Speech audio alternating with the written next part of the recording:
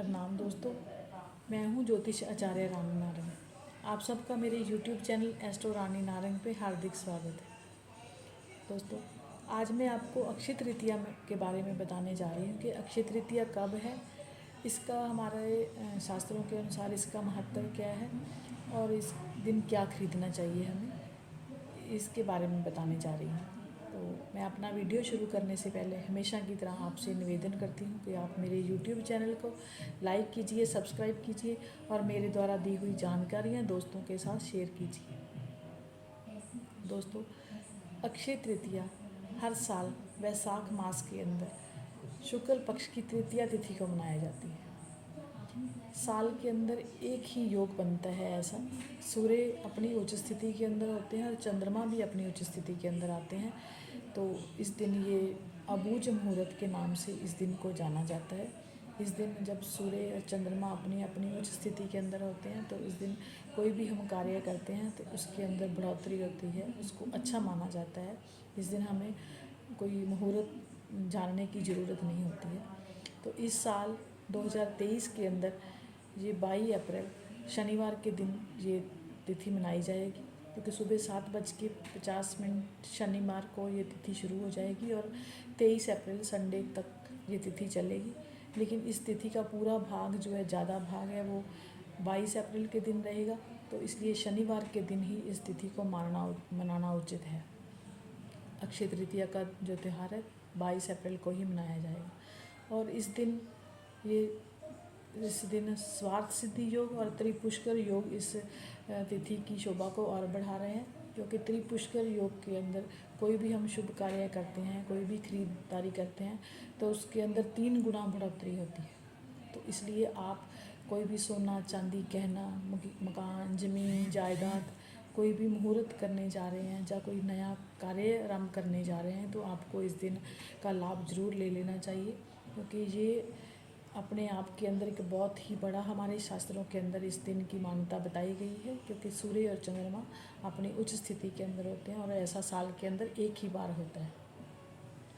और बात की जाए तो इस दिन जो द्वापर युग का अंत हुआ था, सतयुग की शुरुआत हुई थी, तो इसलिए भी इस दिन को अच्छा माना जाता है। और साथ में भगवान श्री विष्णु जी के 6ठे अवतार भगवान श्री परशुराम जी के जन्म दिवस के रूप में भी ये दिन परशुराम जयंती के रूप में ये दिन मनाया जाता है।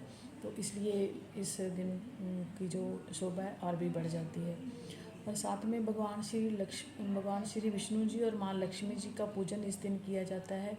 सोना खरीदना इस दिन बहुत अच्छा माना जाता है, क्योंकि ये लक्ष्मी जी और भगवान श्री विष्णु जी को जो गोल्ड के जो कारक माने जाते हैं, जो उनको गोल्ड अति पसंद है, सुख समृद्धि के कारक माने जाते हैं। तो सोने को सबसे अच्छा जो सुख समृद्धि का प्रतीक माना गया है, तो इसलिए सोना खरीदना इस दिन बहुत शुभकारी माना जाता है।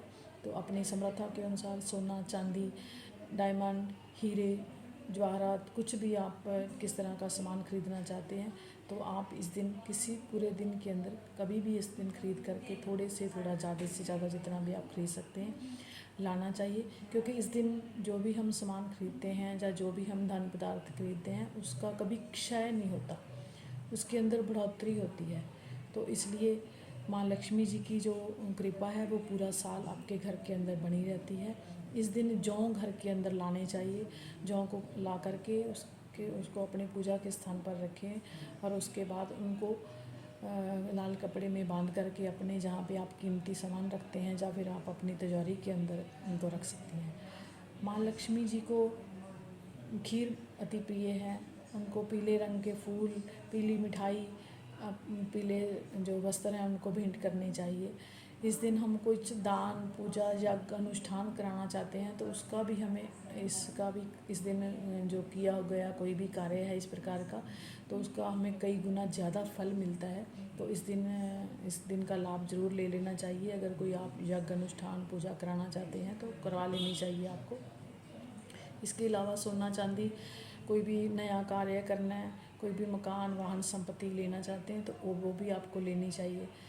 इस बार जैसे कि शनिवार जी अक्षय तृतीया पड़ रही है, तो शनिवार के दिन हमें कोई स्टील का, लोहे का, इस प्रकार की कोई चीज़ नहीं खरीदनी चाहिए। लोहे का बर्तन नहीं लेना चाहिए, स्टील का बर्तन या प्लास्टिक का बर्तन नहीं लेना चाहिए, क्योंकि ऐसा करना अच्छा नहीं है। शनिवार के दिन तो ये चीज़ें बिल्कुल खरीदने से बचना चाहिए।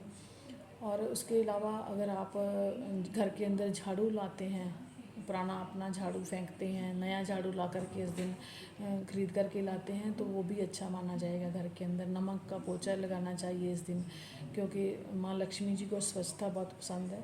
तो माँ लक्ष्मी जी की जो कृपा है उनको पाने के लिए आपको ये सब उपाय करने चाहिए। आपको जितना हो सके अपनी समर्था के अनुसार चांदी, सोना, गहना, माँ लक्ष्मी जी का जंतर घर के अंदर आप स्थापित कर सकते हैं।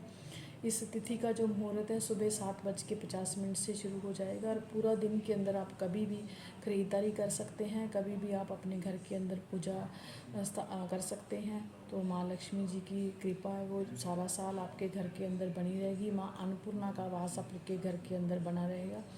तो मैं आप सबके लिए माँ लक्ष्मी जी की कृपा आपके ऊपर बनी रहे, ऐसी कामना के साथ मैं आपसे विदा लेना चाहती हूँ। आपकी अपनी वाणी को यहाँ पे विराम देना चाहती हूँ। नमस्कार, और अक्षय तृतीया की बहुत बहुत शुभकामनाएं आप सबको देना चाहती हूँ। धन्यवाद दोस्तों।